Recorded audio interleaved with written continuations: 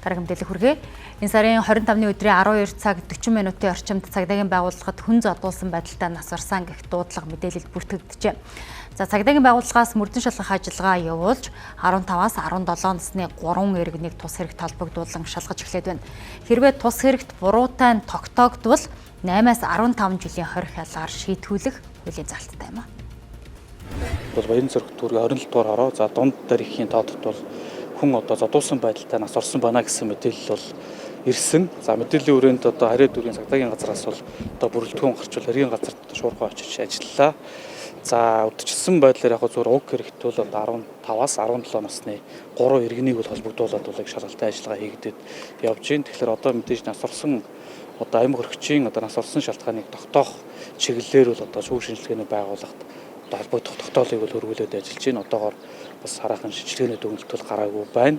Тэгэхээр яг үржилсэн байдлаар одоо шүүх шинжилгээний тогтоолд бол үндэслээд одоо нас орсон шалтгаан бол бас тодорхой болно. Тэгээд цаашдаа шалгалтын ажиллагаа үргэлжлүүлээд хийгдэнэ гэсэн үг.